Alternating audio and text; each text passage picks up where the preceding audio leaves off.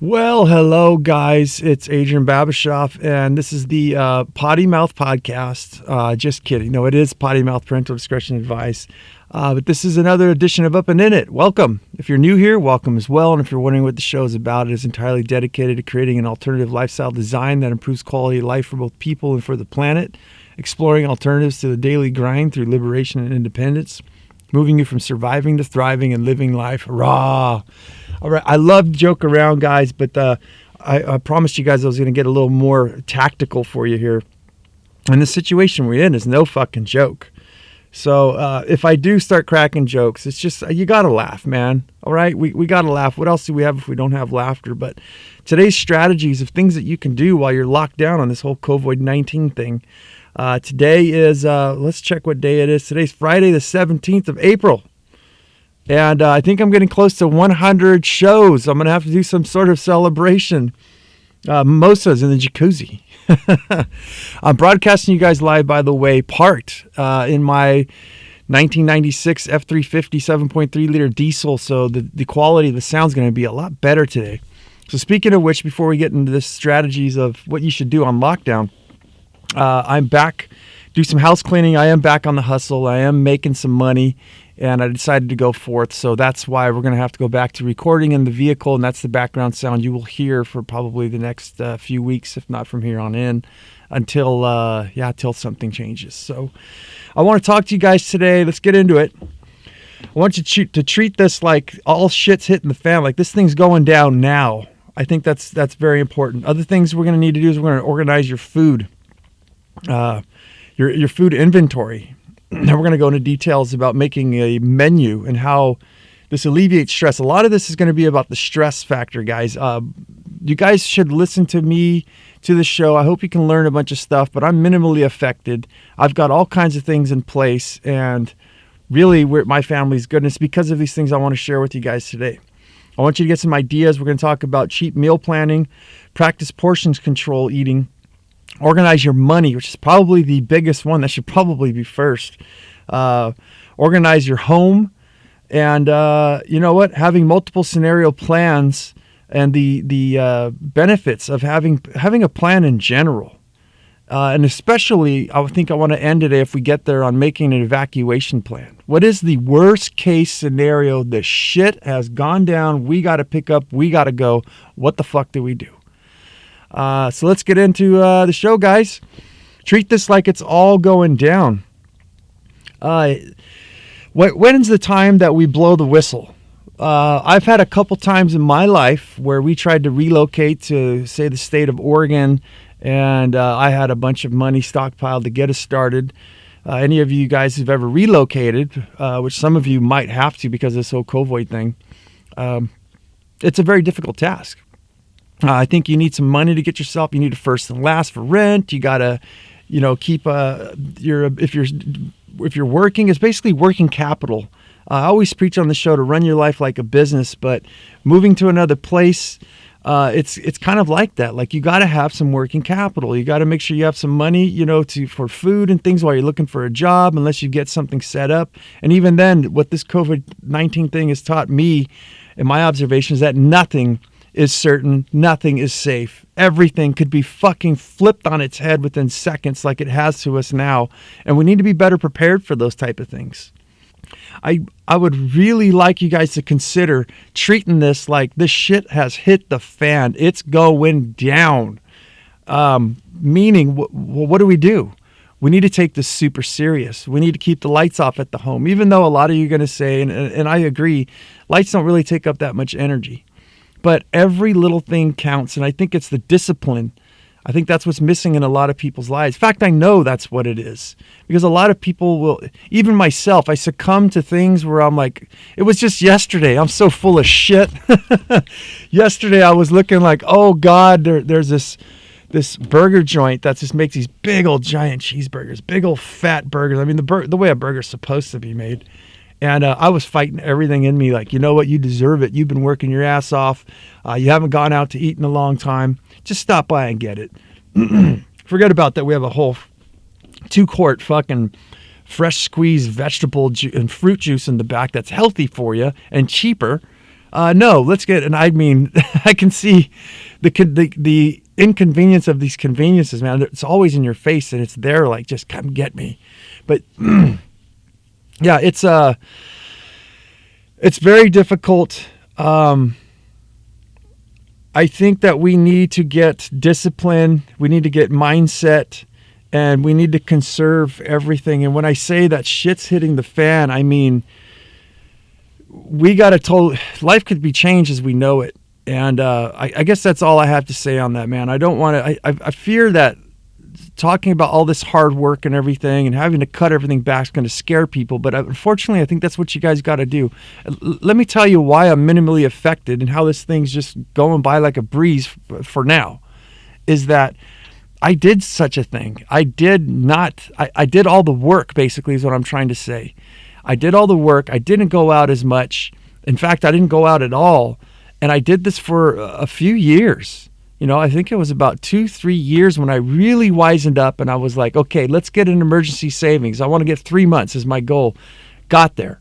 Didn't eat out. I mean, what did I have to do? I ate beans, right? I ate vegetarian refried canned Rosarito beans for dinner every night with a little spoon, handful of salsa, little spoon, gives it a little bit of zestiness, no cheese, and just some corn chips. I'd eat a whole entire can every fucking night.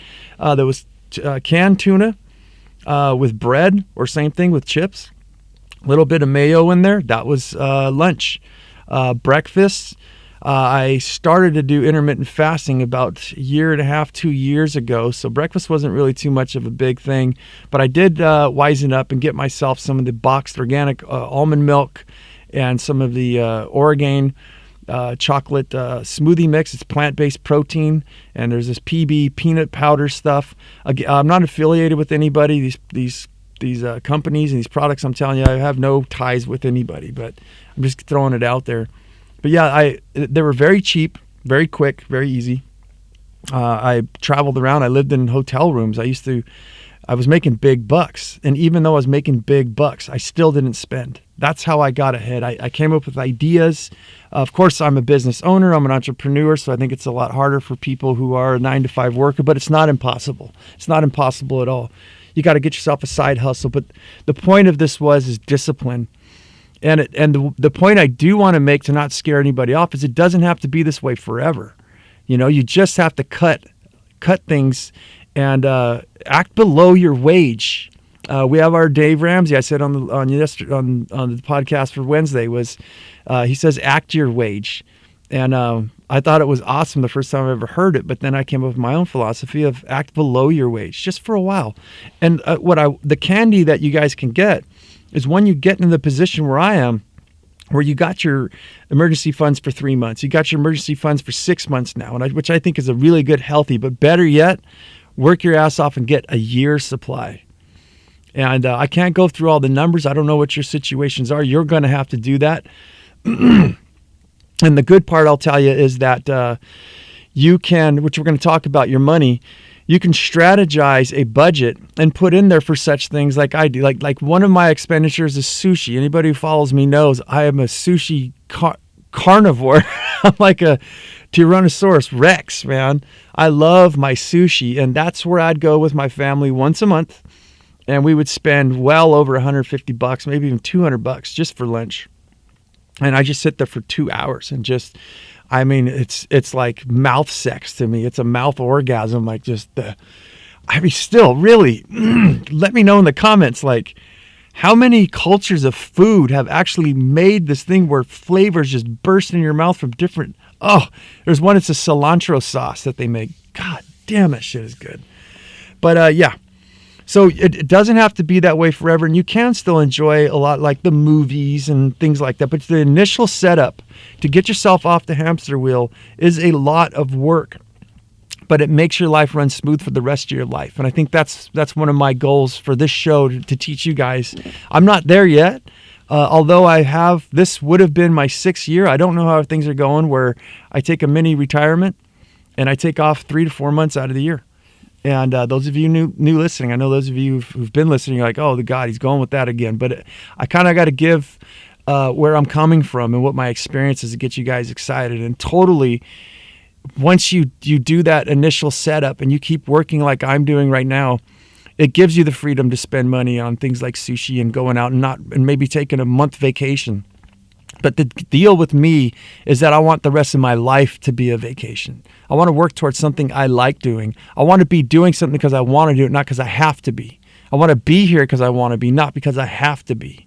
There's a huge difference, and it takes discipline, and it takes a lot of dedication, planning, and yeah, man. I mean, if you want to be free, if you truly, truly want to be free and you want to be least affected like this shit we're going through right now, you've got to put that planning in motion. You've got to get out of the dream phrase and into the reality of what it takes. And unfortunately, guys, all things take hard work and sacrifice at times. You got to learn to like to eat your own shit. I mean, it's fuck. Sometimes I remember going, why the fuck am I doing this? You know? And you're watching people having a good time and everything, but what the real eye opener is times like right now where people are eating other people's shit and their own shit. They're just basically eating a big giant heaping pile of steaming shit because they fucked up. They didn't. I don't understand what's going on, really. I don't want to be a dick here, but what the fuck is fucking going on? Where people are living paycheck to paycheck for years and years, overextending themselves. I don't want to beat people up. I'm not trying to be an asshole, but what did you think would happen? What the fuck do we think? Do you know how many things besides the COVID-19? A giant earthquake, a tsunami, a fucking, I mean, there's all kinds of stuff that could happen. And we're totally ill prepared. So, yeah, guys. Let's get on our shit. Let's make a few things happen a little different here. Let's get back into the show for me ranting over here. Sorry about that. I didn't mean to offend anybody, but it's pretty serious stuff. Okay, so organize your food inventory. I can only give you things that I do. For instance, what the things that came to my mind looking at my notes and what I've been doing is you got your pantry. Let's start with that. We've got your refrigerator. We've got your freezer. Let's start with the pantry. We got dry and we get canned foods. So what we have is I taken my Apple's phone, my iPhone, and I go into notes and I separated all my canned from my dry. Just literally lay it all on a table and itemize everything out. Cans of beans, cans of pasta sauce. Canned food, by the way, goes with like bottled stuff, like glass jarred, preserved like jellies and jams and things, peanut butter. That all goes into canned. So that's how I've organized mine, and I gave it a number. Before this whole COVID thing happened, by the way, I went and got myself some Rosarita refried beans, and it's one of my staples for bean cheese burritos around here. And loving the air fryer, by the way. But yeah, I think I have like 40 cans I went and bought. That was back in like February. And really good for this whole COVID thing. I know I'm kind of going off a spur here, but really good to have a good supply of food in case shit really hit the fan. But I buy these things so I don't have to go out shopping so much. But you can shop and do all and buy a bunch of food. That's just awesome. But what good is it if everything starts expiring and going bad if you're not using it? You need to get inventory. So you want to make a list of ketchups and peanut butters and all these things, and you want to number them. So I try to put them in alphabetical order. I've got a whole list on my phone. So whenever I pick a can of tuna, say, or a can of refried beans, I knock a number off. Say I have 45 cans of tuna. Every time I take one, I'll just say I've got 44 now. Every time you take something out, the organization is great, but you got to be militant about it. You got to make sure your kids are on board, your husband, your wife, whoever, your girlfriend, boyfriend. Every time somebody grabs something from the pantry, it needs to be notified. It needs to be written on a board. If you've got that sort of thing, I think a dry erase board or a grease pen or a chalkboard or something that you can put in your pantry where people can knock it or erase it off. I prefer the phone because it's very quick. You can basically just erase, you could put a star for every can that you have, and then you can merely just hit back on it, delete just one, and just keep going down the line. I prefer to have numbers myself, but whatever works for you. And and I'm going to get into how this is going to help with your menu planning too. So we got all our canned foods and everything organized, what the number is, exactly what we have. We also want to get your dry condiments. So I have such things as like rice, dried beans, miso soup, some all kinds of different things. Nori for sushi, dried seaweeds, and just all kinds of nutritional yeast for popcorn and other baking stuff, baking flour. Those are all your dry stuff. I would say too that it may help. I didn't do it, but a tip that you guys could use is if you got rice and beans is you can pre-measure out like say a pound or something, or half a pound, depending how big your family is. And you can measure those out into mason jars or plastic bags, whatever you're into, Ziploc bags, and you can put those out accordingly and then put the number so you know exactly how many pounds you have. When it comes to menu and meal planning, everything's portioned out. So it may make things a little easier for you guys that way. All right, so we got all that. We go to our refrigerator, and this is where I keep all of my fresh vegetables. I don't really keep much of a big list, although I should. I posted it on Instagram on the Up and In It there, how I had to I lost an entire pack of pre-cut celery. It just rotted out and juiced actually inside my fridge because I wasn't on the ball. Got back to work, and that's why you got to be organized, man. So I'm not perfect at all. Not saying that, but yeah, it's a good idea to put in your leftovers, I think, using a chart, using some sort of tracking thing here. I've had to throw away a few meal preps that I did, like say a mason jar of half a breast of chicken laying in the back. So it's kind of good to notify yourself and let yourself know what all the your leftovers are. And it's really nice to cook a whole bunch of stuff, because then you don't have to cook the following day. You get home from work and you need a snack, you can just pop like that half chicken breast into a tortilla, put it in the air fryer, and bam, you've got a hot little burrito. So yeah, the fridge is not so much, but the freezer is the next one. I think the pantry and the freezer are your biggest ones. You want to separate, say like what I've got is your hamburger. I buy a lot of organic chicken that's already seal and milled from Costco. I've got ground turkey burger that's been sitting there for probably like 6 months. And how do I know? Is because I looked at my list. And that's really helpful before things go to get freezer burned. And I've got vegetables. So to me, it's mainly like vegetables and meats is what I have in the freezer. There's some couple little things like I buy in bulk if I could find organic buttermilk, which makes good to make, dressings and things like that and pancakes. I portion that out and I freeze it and I label it and I actually date it. But yeah, we've got those kind of type of things. And then we also have what I call the shit food. This is perfect actually, because like the other day I was saying when I was just craving a hamburger, a cheeseburger, I've got a whole thing of French fries already pre-made, I've got from Costco. And those days where you're just wanting some shit food, and it's, especially if like Fridays, if you're having some beers and some drinks and stuff, and you get those, the drunchies, I guess is what they call them, or if you're out smoking your weed and you get munchies, keep some stuff at your house, I bought Doritos. A lot of people I think may be scared to, this guy's all organic and he's this and that. And no, I still eat shit food. I just don't do it all the time. I do it in moderation.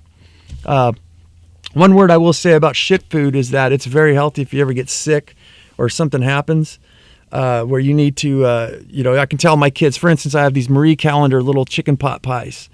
If I'm tired as hell, being an entrepreneur, sometimes you never know what's going to happen. So I may get home late on the spot. I've been stressed out and I just do not feel like cooking. So I'll pull out a chicken pot pie. And, and I even use a fucking microwave, believe it or not. I don't like it all the time, but it's good to have as backup. So shit food is a really good thing, but you got to make sure you keep all your inventory. I got to tell you guys what I got. I did splurge on some shit food. I do have a big old giant bag of Doritos. I got those Maui sweet onion potato chips. I've got those mozzarella cheese sticks. Fuck, those things are good. I take the mozzarella cheese sticks and you put the... what is that stuff called? Not pesto? I think it's pesto. It's the basil with the olive oil. Is that what it is? The pesto, I think. The green fucking Italian shit. It's got Parmesan cheese, I think, in it. You put that over the fucking the cheese sticks. Oh my God, come on. You know what? On this munch, I guess I'm hungry. It's like noon and all I ate today because I did intermittent fasting. was about a quart of juice. So my stomach's like, give us some food. But you guys, I did the air fryer, and I did Brussels sprouts the other day. Oh my God. They're like chicken wings. You take the Brussels sprouts and you dip them in egg and milk. Like I did almond milk and egg. And then you take that and you just immerse it in breadcrumbs. Cut it up in quarters if you really want to get it toasty. And you get the egg inside the little cabbages, the Brussels sprouts, and just soak them in there. My trick is to stick them in the air fryer, let them cook for about 10 minutes, take them out, dip them in the egg and the bread one more time to get extra stuff on, and then put them in there for another 5 minutes. Bam! Oh, all right, let's get back to the show. That's what I'm doing this Saturday. I'm going to do a full-blown barbecue, asparagus, Brussels sprouts, cauliflower chicken wings, and some meat. I know there's some meat eater haters out there, but I enjoy my meat, man. I'm going to do a smoked tri-tip, I think. Okay, so let's make a menu. Now, everything doesn't have to be so fucking hard all the time. By making a menu, you actually make life easier for yourself. And it's fun. So the kids, like I've got stuff, which we're going to get into next, is cheap meal planning, like bean and cheese tostadas with, it's basically beans. They refried Rosarito organic beans. We have some Mexican cheese, tortillas and oil, and then for some reason the iceberg lettuce just really sets this shit off, man. And the kids love it. So they chose that actually last night, Thursday.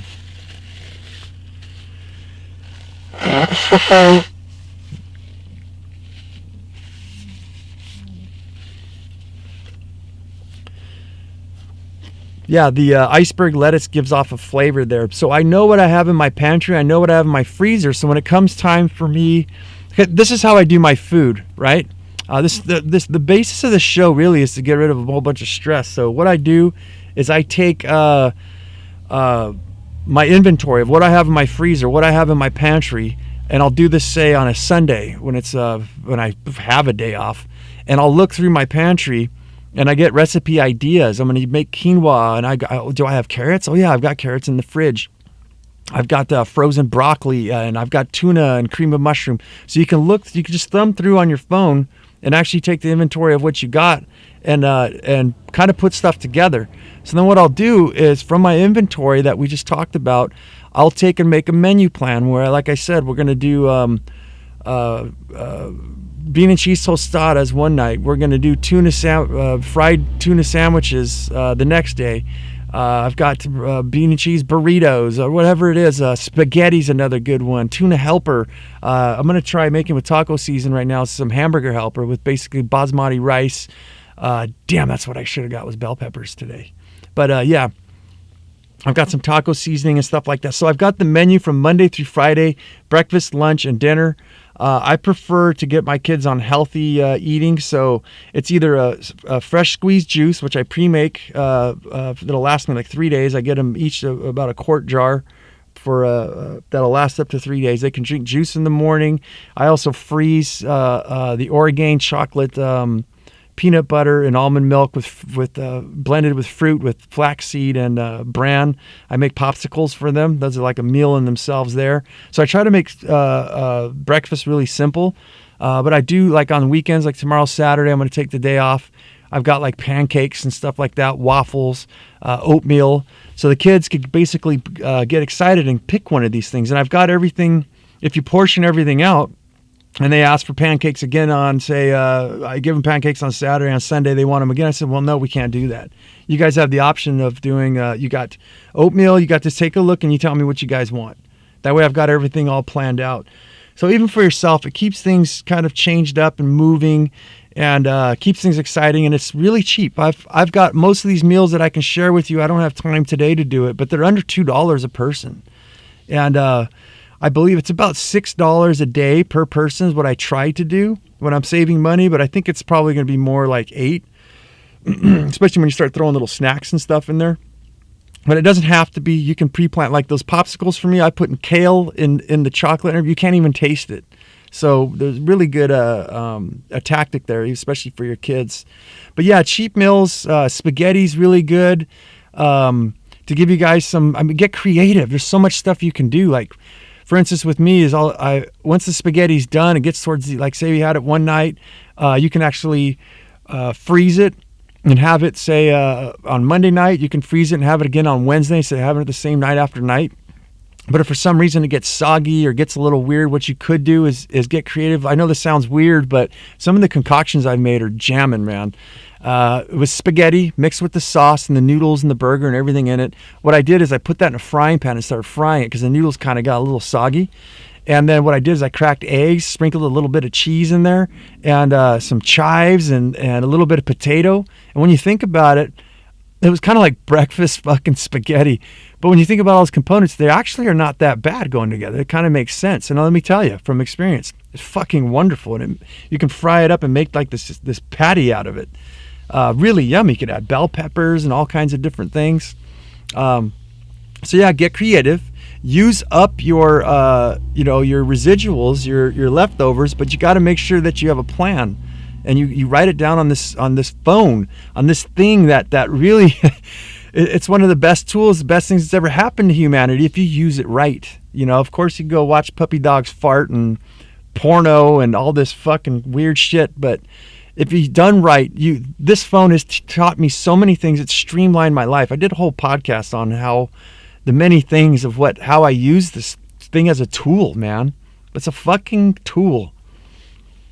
I think it could save lives. I think I said it on there. You fall over, you can say, hey, SIRI, call 911, and it'll say, do you want me to call? Yes, please, now, do it. And it calls, and you can give your location and be saved. So anyway, let's get back on the subjects here. One good thing to do while you're on lockdown and to save money is, and it's stacking functions. This is the thing I say on the show all the time, is try doing, besides the intermittent fasting, for those of you who don't know what it is, I've been doing it for about 2 years now, is you don't eat between a 16 to 18 hour window. So to give you guys my strategy on my life is I stop eating around 5 to 6 o'clock at night, and I don't eat till the next day till 11:30, 12 o'clock. I've got an alarm set on my phone. Once that alarm goes off, that's when I get back to it and I get to eat. And you know what? It's kind of cool to do without. I do want to go off what I was saying earlier. Is one thing I'd have to admit is that I ate so much sushi, I kind of got bored of it. Honestly, I got fucking bored of it, and it was sad because it's like one of the only things I have in my life that gets me really excited. I don't get to get out much being a single dad, and working so much. And what's nice about not having it is when you do without, you appreciate things so much more, and the flavor tastes that much better. But yeah, portions control is again too. Eat until you're just full. I think a lot of you might be like me. I am complete. I did it yesterday, man. I ate way too many tostadas than I even needed to. It was sport eating, dude. It just, I think when you get bored and you get lonely or whatever it is, you get out there and you just want to eat. I think the older we get as well, but practice eating just like for me, for instance, I made about 15 tostadas, and I know you're going to go, holy shit, you didn't know. I didn't eat all those. That was for all of us for all the kids and for me, but they're very small ones. So what I did is I ate about 3 or 4 of those, and that's what I should have done was just sat back then and went, hey, I think I'm full. You can feel it in your belly. I think there's a point where you train yourself where you get food and you just want to keep eating and eating and eating, and train yourself to just eat just half of what you think that you need, and then just sit there till you're just full. You may still feel maybe slightly hungry. Drink a glass of water. Usually that helps, and it kind of fluffs you up inside and keeps your stomach full. Expands the food, and you're going to find that you weren't really that hungry. So try portions control. It saves money. You'll lose weight. You'll feel better and healthier. And it's stacking functions, guys. So give it a shot. Let's get on to organizing our money now. Holy shit, this is fucking scary. I don't know how many people I meet. I've done some shows on this in the past, but how many people I meet where I ask them, do you have a budget? And they're like, yeah, sort of. I'm like, well, how much is going out? Can you tell me that? And they're like, oh, I have no idea. And that's just fucking scary. That, just like I said, what the fuck do you think's supposed to happen if you don't think that your life should be run like a business, that it is a business, that you are a social security number, every fucking thing that you do revolves around money. The The only thing that doesn't is the air you breathe. The water you drink. It takes money. The electricity, the food, the shelter, the everything, your gas in your car, the roads that you drive on, your kids in school, everything takes fucking money. And you know what? Everything's taking your money from you. And you better damn well learn to manage that shit. Otherwise, you're going to fall through the fucking cracks. So, yeah, we need to organize our money, and there's a couple different things here. I've never heard this saying, so if it's foreign to you, it's probably it's my own creation. But I call them ghost expenses, and that's what I want to talk to you guys about. Expenses. I'll explain here in a second, but let's get all three of these. We have fixed expenses. For those of you who don't know, those of you who do, go ahead and skip on a few minutes here. Fixed expenses are such things that are fixed, just like it implies. It's very simple. Say your rent. It's the same thing basically every month, right? That's a fixed expense. Usually your cell phones now are pretty much a fixed expense. Your cable TV, your internet, things like that, your auto insurance. You need to list these things, all right? Then we have our variables. And variables are things that fluctuate, like your electric bill, your gas bill, your gasoline in your car, all of your food bill. That's why we need to get control of your food. The food bill is basically right underneath housing, usually, or your mortgage. For me, anyways. I don't know about a lot of you guys. You may have a fancy car, like 2 cars, that may surpass it, but I prefer to own everything cash out, is what I do. But in even a simple life, you have housing, which is number 1, the most expensive cost, and second is food. Third is gas for my vehicle, because I am an entrepreneur, a business owner, so it costs me a lot. But yeah, so we have fixed, we have variables, and we have ghost expenses. And those ghost expenses are such things as like the tires on your car, a repair on your car, a repair on your house if you own your house. Ghost expenses could also be, which I learned, one of the number one, or one of the number one reasons for people to file bankruptcy is because of medical conditions.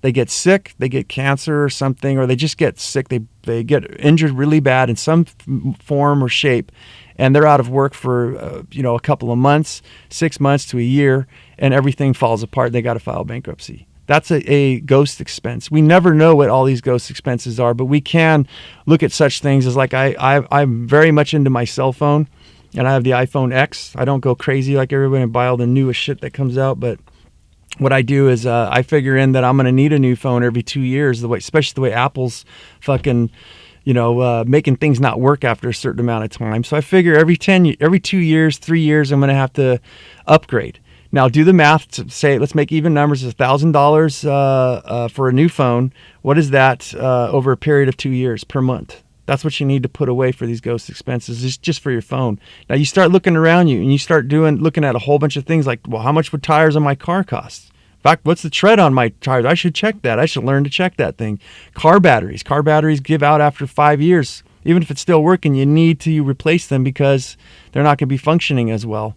If you have a solar system, you have infrastructure. If you have a solar system, same thing. You've got to maintain those batteries, and you're going to have to replace them in time. Nothing lasts forever. Even if you were getting energy off the wind, that turbine, things are going to basically need repair, and they're going to need money to do so. So when you start playing around with this and start looking around for these ghost expenses, like, holy shit.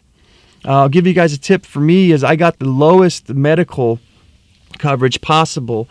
And I pay about $350, I think, a month, but it's a $8,500 deductible. So what is the plan for me? Is take $8,500 and put that in the bank, separated from everything else. I know that if I ever got hurt, that it would cost me $8,500 to pay the doctors to fix me up and do whatever they got to do, and they'll cover up the rest. So that's the tactic with just one of those. I think you guys should be have a separate savings account, and make yourself a list of these ghost expenses, like a new cell phone, tires on your car. And I mean, it gets scary, like I said, when you start adding these all up, but it's something that I think is really smart for homeowners. For instance, a new roof. Find out when the roof was put on. Usually they'll tell you it's a 20-year or a 30-year or 40-year roof. You need to figure out how much it costs to do a new roof, or what necessary repairs are, and put some money away for that. Start saving. Like, say, here's a smart thing that I like to do, is to figure on stuff that's kind of fixed, like a roof, for instance, because that's exactly what I do, is fix roofs. And let's just say I needed, my roof is 10 years old and it's a 20-year-old roof. Well, I would take those expenses of what would it cost to tear off and redo and put the same stuff back in. I know I've got, this is fixed. It's going to be in 10 years. I need to do something. So in 10 years, every year, how much money do I need to put aside every year to save up for when that time comes? And of course, you have to adjust for inflation and things like that. But start getting an account ready so that these things don't come and surprise you. And I think it's these ghost expenses that can knock people on their fucking asses where they're like, fuck, I didn't see that coming, man. And I'll tell you what, there's a lot of stuff that we don't see coming. We can't plan for everything, but having money in the bank and having a plan, at least you can take from Peter to pay for Paul in times, which I've done. And it helps out the stress factor a lot. And we're going to get into that next year after money. So I hope you guys understand. This one is super fucking important. Get yourself a pen and paper. That's probably the question you're asking is, how do I find out, Adrian? What do I do? Listen, if you don't know about Excel spreadsheet or you don't know about Apple's numbers, you should, because it makes life a lot easier. And it's not, you don't need to go get a fucking book. I've heard a lot of people say, I've got like 3 books on, I just haven't read. You don't need a fucking book at all.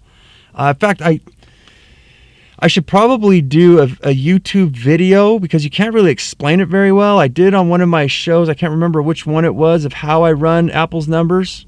That's what I have is the iPhone. And it's very simple, guys. You could take I'll explain it real quick to see if it works for you. And I want to explain this on paper and also on on Excel or Apple's numbers. Excel and Apple's numbers are basically the same fucking thing. On the left, you're going to make yourself a columnized page, right? Whether it's on your phone or on, and whenever I say to my phone, I'm meaning Excel spreadsheet or Apple's numbers. On a piece of paper, it's the same thing. On the left-hand side, you're going to get all your fixed. What I like about putting it on the left is that it never changes. On the right, you can keep adding things on. So what you're going to do at the very top is you're going to do things such as I listed, like rent, utilities, fixed expenses. You're going to do rent. You're going to do cell phone, internet. Basically, I want you to go through all of your, the best way to do this is go through your bank account and look at all the expenditures that have gone out. And that'll kind of give you some hidden ones of things that you need to list. So you can put all your fixed expenses on the left-hand side, starting from the top all the way to the bottom. And then you're going to put what those expenses are right adjacent to each one of those individuals. And then you're going to add that up with a calculator down at the bottom. Leave yourself about maybe 5 to 10 spaces, because there's always something that you missed, like say laundry. If you live like I do in an RV park or an apartment or something, you got to do your laundry money. You can check to say, hey, it's going to cost me $5 a week to do laundry, or $10, whatever it is. And you can add that into your fixed expenses. So you add those all up. Next comes your variables. And I like to put these just separated, because fixed only needs one column, right? You only need one number. You know that your rent's always going to be, like for mine, for instance, $850. I know it ain't going to change, but I know that my electricity is going to change. I know that my groceries are going to change. And that's how you stay on top and budget. So on the very top, you're going to write, let's go to a variable of like groceries. And every single time you spend money on groceries, you write the number down or you punch it in on your phone right below where it says groceries. You don't need to add what you bought, each individual item, unless you want to. That's just crazy to me. But if I would suggest here, if you are going to buy such things as like toilet paper or anything that doesn't have to do with food, alcohol, separate those things. I'll give you guys another tip that's very easy. When you go to the grocery store, Costco, wherever, and say like today I bought some barbecue stuff, and I bought some hand sanitizer and also some plastic totes for my business to organize it. I had to pay for everything separate. I put the divider in between each item. The alcohol gets separated here, the business stuff gets separated here, and all the food there, so that you can go home with your receipt and then you can punch everything back in. And it makes it really easy. Make other people do the work for you if you can. But yeah, to know your budget, that's the beauty about Apple's numbers or Excel, is every time you punch that number in, it adds it up for you at the bottom column. You guys get it? So instead of you going home and putting your receipt in there and adding everything up, pulling out your calculator and going, okay, let's see what we spent. You know exactly what you have right there. And if you get close to going over your budget, you can actually start adding the prices. You're putting things in your basket to go, hey, we only had $600 of budget for the month and we only have $100 for the rest of this week. I need to make something work. We need to eat bean, cheese, burritos and spaghetti and stuff for the rest of this remaining week or 2 weeks. Now you can add in, say, $5 for the noodles, and you get where I'm going with this. And then once you add everything up on your calculator, you can know that, hey, I've stayed within my budget. And that helps keep you in a strategy, in a business model, running your life like a business. And basically, what's the word I'm looking for? I hate when I stump like this. It keeps you disciplined, right? That's the way you can discipline. And what I'm here to tell you guys is that it's streamlined. You don't have to go do a seminar and all. Just fucking act your fucking wage, as Dave Ramsey says. Human up, as I say. Fuck man up, fuck cowboy. Human up to yourself and organize this shit, just like I'm telling you here. So now you see your variables. You've got your, let's start from just like on our list, we've got our fixed expenses. Now we have all of our variables such as, gas in your car, groceries, vitamins, blah, blah, blah, whatever works for you. You understand where that goes. And then we also need to go and we need to look at our ghost expenses and just put money away, whatever we can. I suggest that you guys get separated on your savings for ghost expenses. You should have an account for things like that. Like I said, for me, it's about $8,500 that's separated from my emergency funds. That's for if I ever got sick and hurt. There's also money for my tires. Driving a big old dick truck like I am, this fucking truck costs like $1,300 for a set of 4 tires, and I have to get them almost every year and a half, 2 years because of all the hauling and driving that I do. So you definitely, and I spent a lot of money on repairs driving such an old truck. So yeah, emergency funds and ghost expenses is definitely something to separate the two and to contemplate. And that's what you should be doing right now. If you're sitting there at home doing nothing, and you need to get ready for when things do open up and things get going. By implementing and practicing all this stuff, I guarantee you that life will get easier. And that's another big one. We're going to pause here and go off a spur. Life should be getting easier. That whole, I take 1 step forward and I have to take 10 steps back. Fuck that shit. That means you're doing something fucking wrong. And that shit needs to change for you. Not for anybody else, but for you. Man, you guys, life is wonderful. Life can be easy and beautiful. And I think a lot of it is our mentalities, especially with fucking money. I think that one of the biggest problems with people is fucking money. I know it ruined my relationship, but I'm more than happy to not have that relationship anymore. Because you know what? Financially, I'm in a less stressed area. My kids are doing fine, especially in the given situation that we have right now. We are just fine. Do I like it? Fuck no, I don't like it. But what I do like is that all the implementations and all the planning and things that we did, life goes on minimally affected. And that's what I want for you guys as well. I want you guys to have your dreams. You see, it's my opinion, my belief. All these things are just my opinions and beliefs. But the stress factor in people's lives, the reason why they're not creative or not so much creative, is because they don't have the fucking time. This whole system, this fucking rat race system is designed to just fucking keep nipping at your fucking heels, bleeding you out every fucking day. Your heart and your joy. I mean, even the way we laugh sometimes, you listen to some people, it's like, it's a weird fucking laugh where you're like, what the fuck was that? Were you forcing that thing, That sounded like someone stepped on a dead fucking rabbit, Jokes, folks, jokes. But no, seriously, I get a little fervorous about this shit because life just doesn't have to be this way. And I think what's missing here is a lot of people don't even know that there's alternatives, that there's a different way. They think that this is all there is. They were born into this, like you were born into an aquarium, like a fucking monkey born in a zoo. You don't even know what the jungle is. You never even knew that it existed. And I think a lot of us have this instinct inside of us where it's like, man, I have these urges, I have these feelings, and I don't know where they're coming from. It's this instinct. It's this memory in our DNA that there's something better and that this shit's missing something. And I know there's something else that's out there that's better. I just don't know what it is, but I crave it. Like I sense it. It's like calling to me. And when you do answer that voice inside yourself, which I think is intuition, and which has part to do with a little bit of spirituality, is like you feel a lot better. It's scientifically proven that people who go in the forests and jungles and the oceans and stuff and just in nature feel better. We know inside of us, our knowers know that I want to be here, and there's something here, there's something healing and relaxing about it. Besides a fucking Bengal tiger fucking pulling your goddamn kid out of the crib and taking it in the jungle, depending on where you live, or a grizzly fucking bear, eating your fucking cupcakes.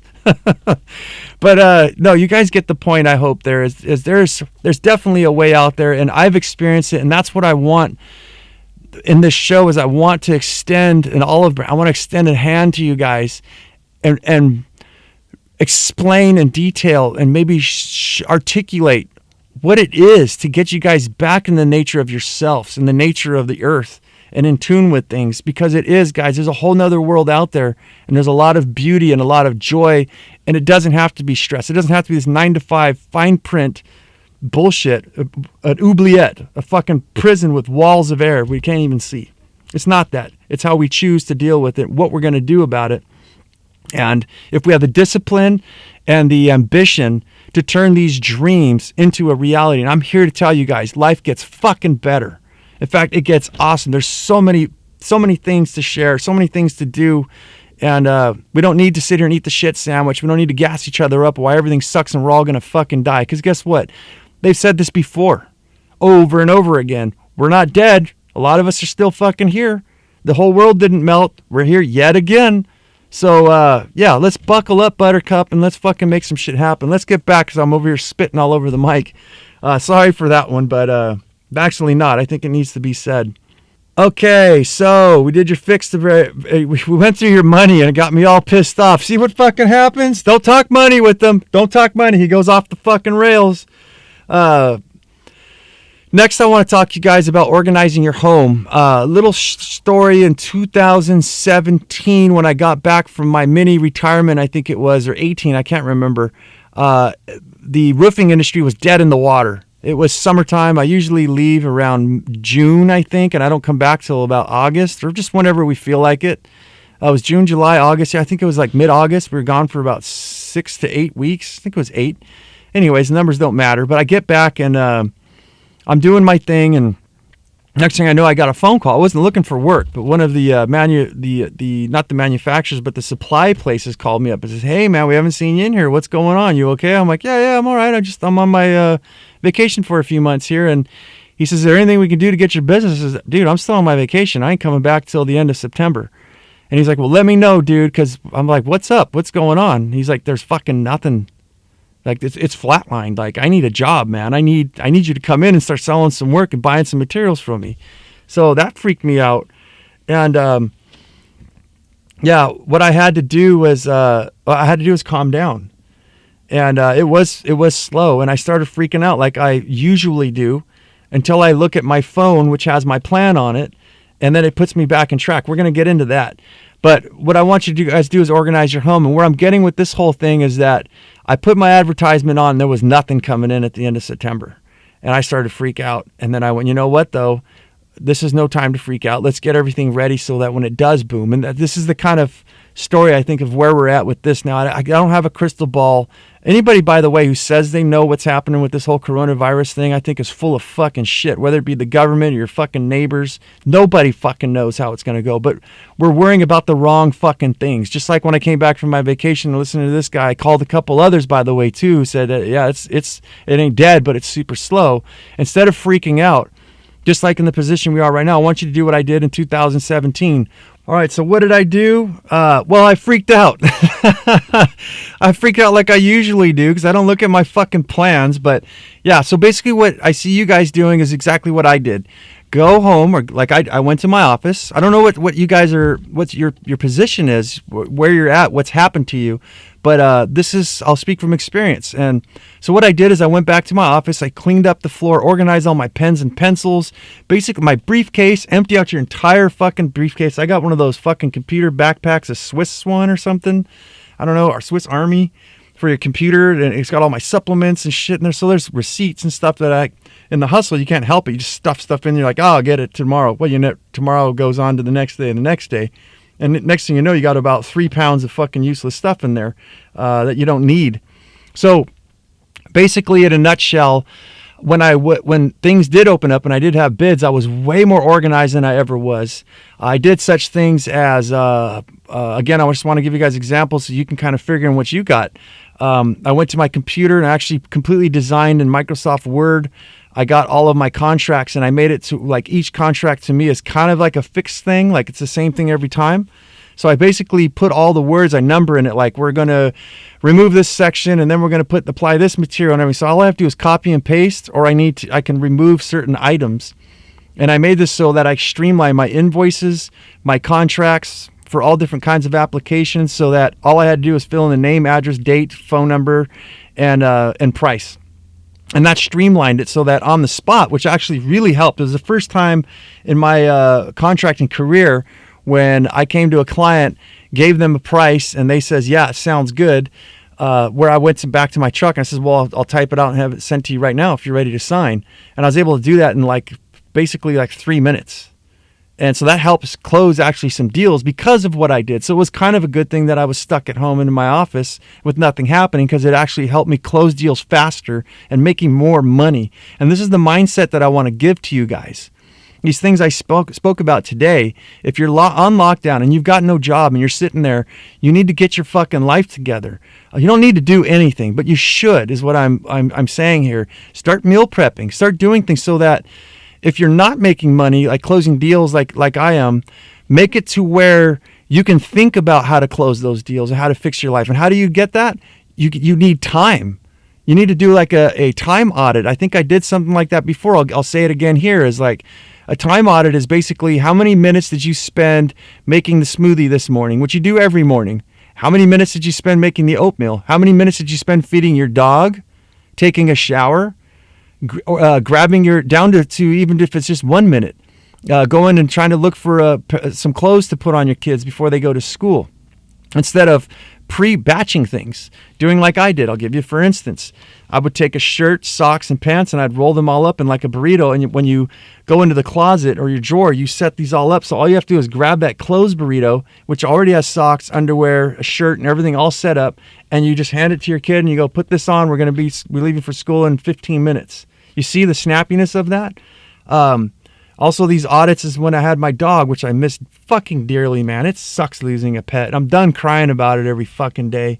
And even when I think about her, it took about a week. It took me like 3.5, 4 months. No, more, about 4.5 months to get over that fucking dog.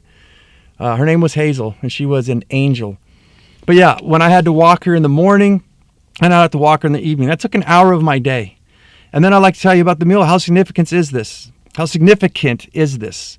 It would take me about 10 to minutes or so by the time I washed from start to finish to make smoothies every day. I wisened up and said, why don't I make an entire pitcher or 2 pitchers and make smoothies for the next week, throwing some of my mason jars, some of them in the freezer. So all I have to do is pull them out, let them thaw, and then take them to work. And that's my lunch. And it only takes me, maybe 20 minutes instead of 15 minutes every day to make one. So you do a time audit, and just going off the math with my dog took an hour a day. Now that my dog is gone, and don't get me wrong, I fucking miss the shit out of her, but I've gained 7 hours a fucking week to do nothing. The hour per day, the half hour in the morning, half hour in the evening, not including feeding her and petting her and loving her, which I miss. But when I look at this, that's almost an entire workday, people. So the point I'm trying to make is that by doing a time audit and watching where you're going, where your time is going, it would give you, just like my dog, it gives me now 7 to 8 hours. I'd say a clean 8 hours per week, per day, of something I didn't have to do throughout the week that I could devote to myself, thinking of how the fuck can I get out of here? How can I better my life? What am I going to do? Maybe even start a side hustle or something. You see how important, how significant it is? And this is what's called running your life like a business. I haven't done much research. I haven't seen other people talking about it this way, but that's what it's, in fact, one of my podcasts coming up is Rich Dad, Poor Dad, the Robert Kiyosaki. I was listening to his book, and I want to make a podcast called Rich Dad, Poor Dad, Resilient Dad, because I'm not in it to be rich. I don't want to be a Robert Kiyosaki and make millions of dollars. I'm just too fucking lazy. In fact, that's why I do everything that I do, is because I'm lazy. In contrast to what you would think. This guy's just a workaholic. He just wants to work. Fuck no. I do all this work. I do all this implementation because I don't want to fucking pay as much taxes. I know that if I make a certain amount of money, I actually get money back from the government if I just stay in this low bracket. And that gives me an even, like, coasting fucking area. Do I get ahead? Really? No, not much, but in other ways I do.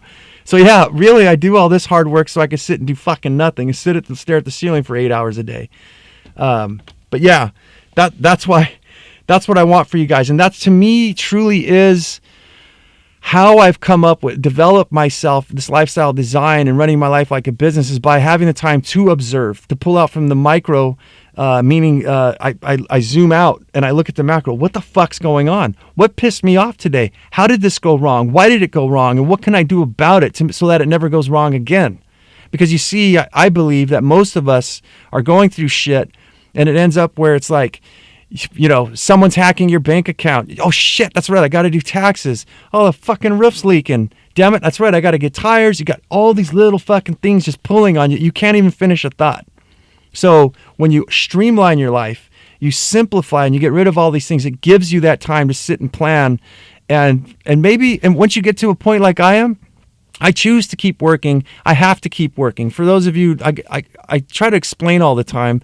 I could be sitting doing fucking nothing right now. I got over 2 years supply. If I sat and did fucking nothing, would it be a breeze? No.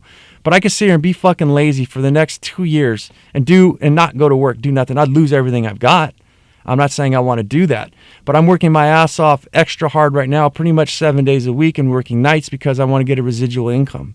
I'm working on my daughter's Violet's Buyers Club. We've got a whole thing going on there to cause some, because I have to.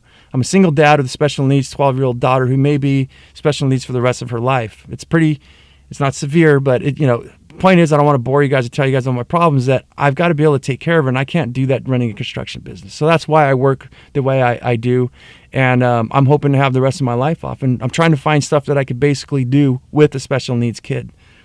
So for you guys, though, yeah, I think I beat that one up enough. It's the time and it's the stress. And then, so it brings us into our next one. Let's move on. I fucking always go off the rails. I need a referee, Hey, shut the fuck up and get back in line. Get to the fucking point.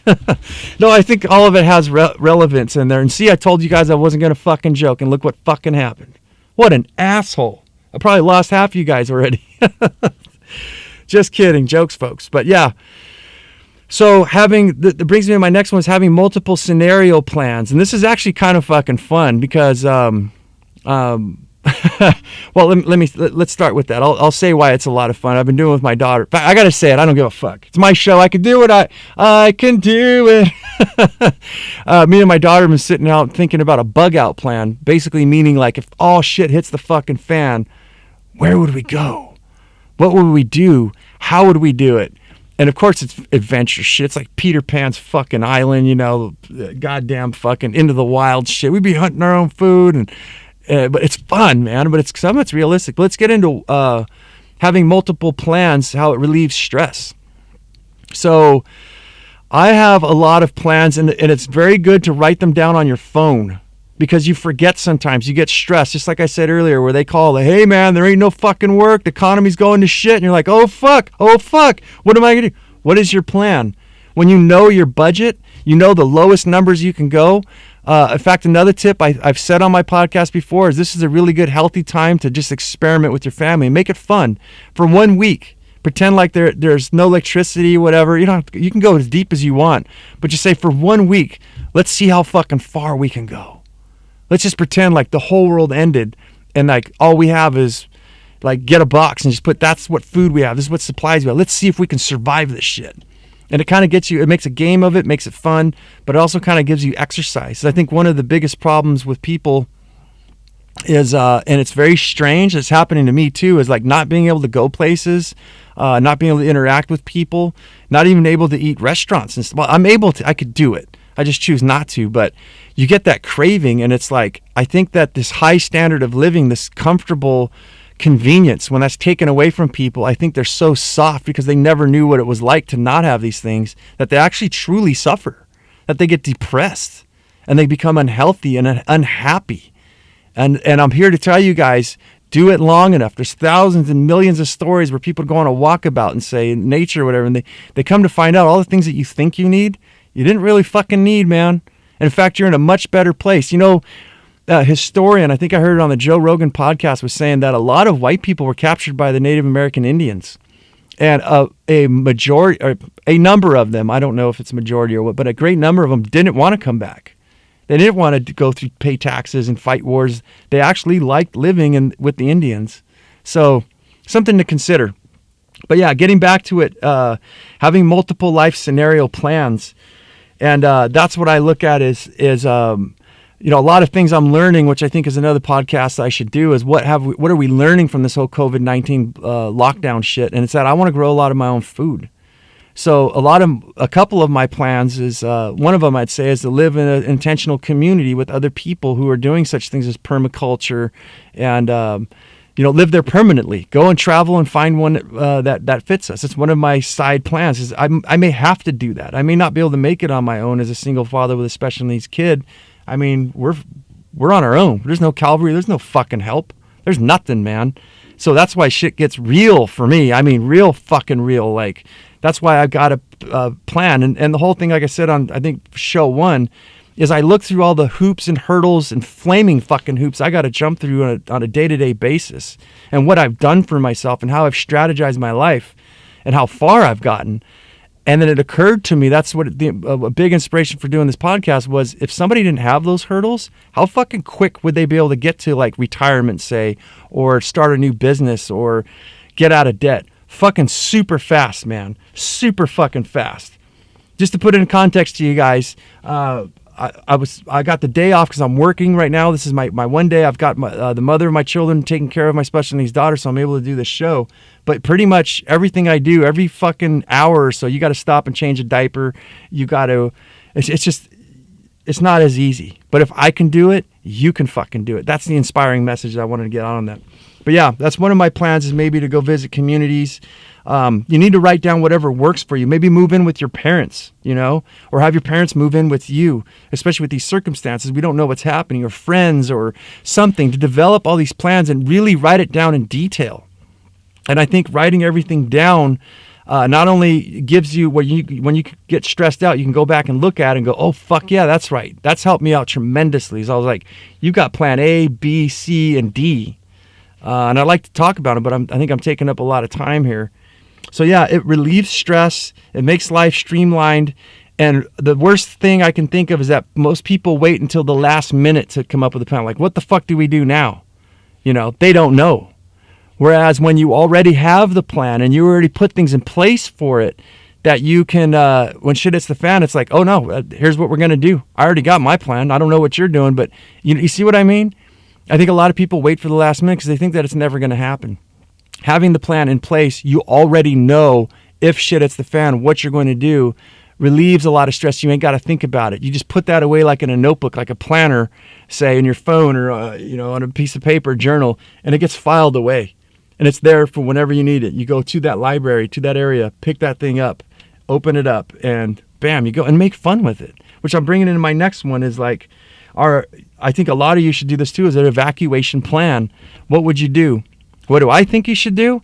I think you should move, like if you're in a state like here in Southern California, you should get the fuck out of California. It's expensive. You need to go to some place like Texas or Oregon or Arizona, where the rent's like fucking a third of the price here. You know what I mean? You could buy yourself a mobile home or live in an RV trailer like I do. Do something to get that overhead low, but it sure as fuck is not going to happen here in, say, Florida, New York, California, Hawaii, these places. You got to get out. But have an evacuation plan. And that means you need to go through all your assets. You need to go through your money, the things you'd get rid of, things that you would keep.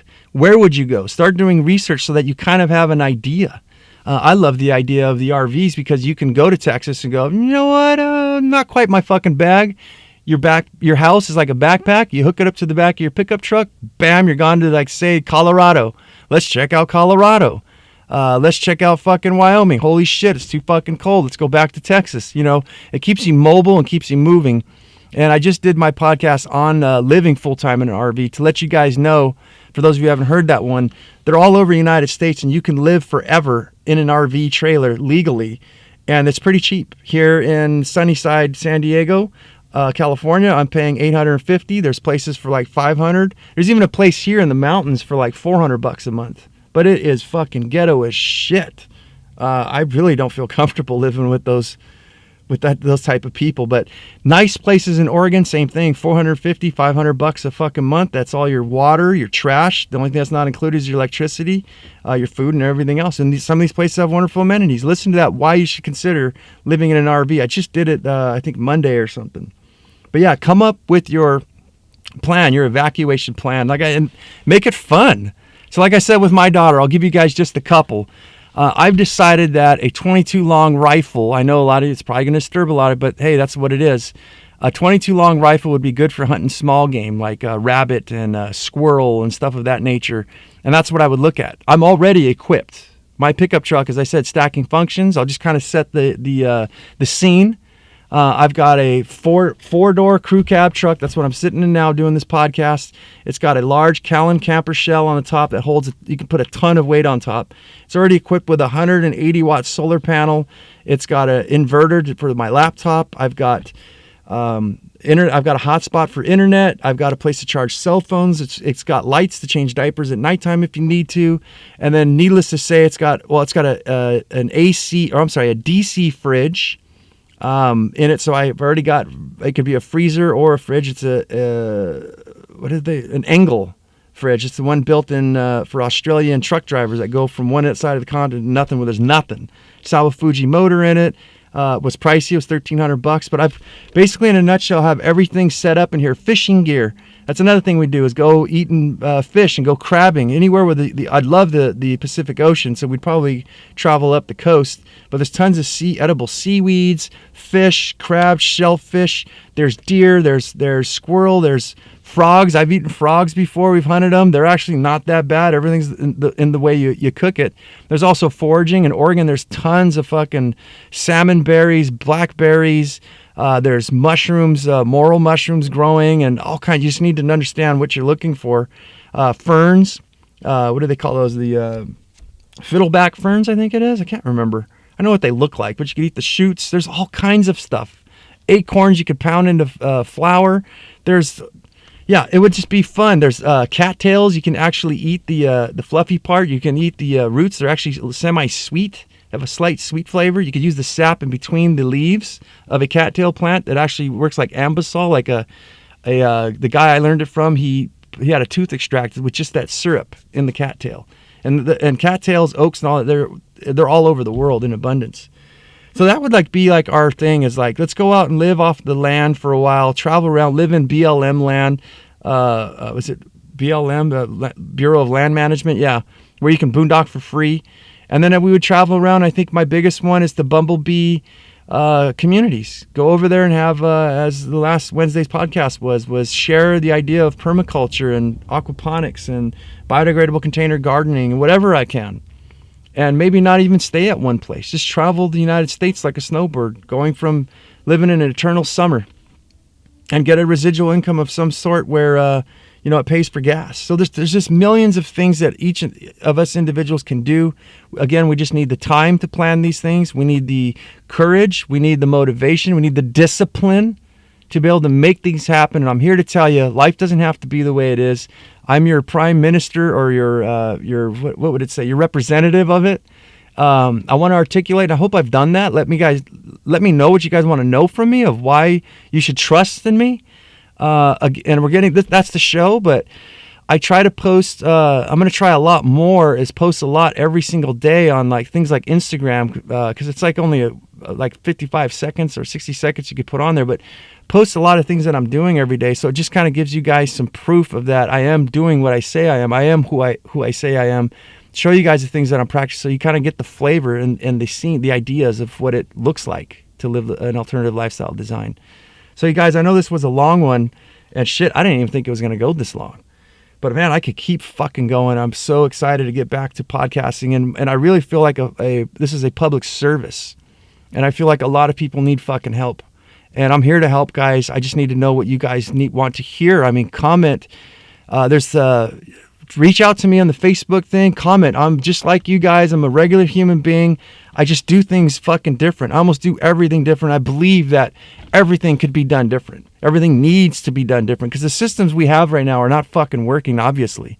That's one of the things I've been wanting to get off the tip of my tongue is if we ever needed an example of why shit is not fucking working, it's right now. How's this working for everybody?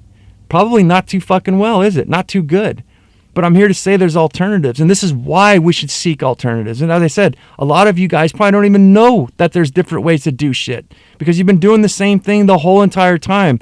And what is that saying in science? If you keep if doing an experiment over and over again and expecting different results, it's called lunacy. It's called insanity. We got to implement new things, and I think that's my biggest one is, yes, initially it's a lot of work. We didn't get here overnight. We're not going to get out of here overnight. But I guarantee you on the other side of that rainbow, on the other side of that fence, is a whole different lifestyle. A whole new world. You got the magic carpet ride, guys. And it's there. So comment. Let me know what you guys want to hear. What you guys... Ask me proof. Fucking, you know what? Hammer me. Fucking tell me. Why the fuck should I trust you, man? What the fuck? Who are you? What the fuck are you doing? And I'll answer your fucking questions, man. I feel like I can help a lot of you guys out. And you just, yeah, I'm talking too much. So that's the show. Go check out. I'm doing stuff on TikTok. I think TikTok's the funny part that I'm trying to be funny. I think I'm fucking hilarious. On Instagram, I'd kind of like to leave it like a daily journal kind of thing. There's a private Facebook group where I keep it private so that we can actually do an online community of other people who can help other people and share our ideas. That's on any of these. You can PM me, message me. Give me some ideas of what kind of shows you want to hear or advice. There's the YouTube channel where I pretty much do the podcast there. I do some extra things that may be coming through the pipeline, but there's the podcast on iTunes and Apple iTunes and Spotify. And that's all I've got right now, but everything's at Up and In It. Up and In It. All right, guys, that's the show. Thanks for being here, man. But as I always say, go out there and have yourself a near-life experience. Human up. Carry on the fire. Don't lose your muchness. Live it, love it, own it. And bone it, my friends. Don't give up, man. Don't give up.